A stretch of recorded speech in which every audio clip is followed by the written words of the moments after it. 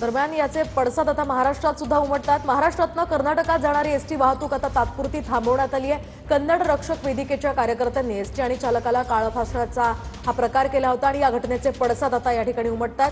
ठाकरेंच्या सेनेकडून कर्नाटक सरकारच्या विरोधात आंदोलनाचा इशारा देण्यात आलाय। तर सकाळी 10 नंतर कोल्हापुरात कर्नाटकला जाणारी वाहतूक थांबवण्यात आली आहे। परिस्थिती पाहून एसटी सेवा पूर्ववत सुरू केली जाणार असल्याची सुद्धा माहिती मिळते।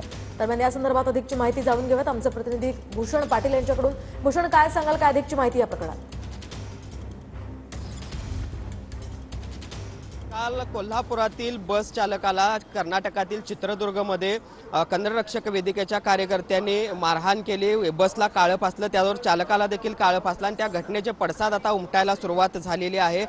कोल्हापुरातून बेळगावकडे जाणारी एसटी वाहतूक जी आहे ती पूर्णतः आता थांबवण्यात आलेली आहे। आपण बघू शकतो या ठिकाणी बेळगावकडे जाणारे हे सगळे प्रवासी आहेत आणि एसटीची वाट बघत ते बसलेत। मात्र ही सगळी तणावपूर्ण परिस्थिती पाहता आता ही एसटी सेवा जी आहे ती अनिश्चित काळासाठी बंद केलेली आहे। दुपारपर्यंत काय नेमकी परिस्थिती होते ते पाहून पुढचा निर्णय घेतला जाणार आहे। दरम्यान या सगळ्या घटनेचे पडसाद आता राजकीय देखील उमटायला सुरुवात झालेली आहेत, कारण ठाकरे गटाने आता याच मध्यवर्ती बस स्थानकामध्ये 11 वाजता आंदोलनाचा देखील इशारा दिलेला आहे। त्याचबरोबर कर्नाटक बसला टार्गेट करण्याचा इशारा देखील दिलेला आहे आणि त्यामुळे आपण बघतोय दोन्ही बाजूने हे वातावरण जे आहे ते तापताना असते। मुळात या सगळ्याची सुरुवात जी आहे ती काल बेळगावमध्ये झाली। बेळगावमध्ये 4 तरुणांनी कर्नाटक आगाराच्या बस चालकातील बसमधील वाहकाला मराठी येतं का अशा पद्धतीची विचारणा केली। त्याला ती येत नसल्यामुळे काही वाद निर्माण झाला आणि त्याचे पडसाद सायंकाळी मारहाणीमध्ये झाले आणि त्यानंतर आता आपण बघतोय की याचा संपूर्णतः परिणाम म्हणून त्याचा त्रास जो आहे तो मात्र आता सामान्य प्रवाशांना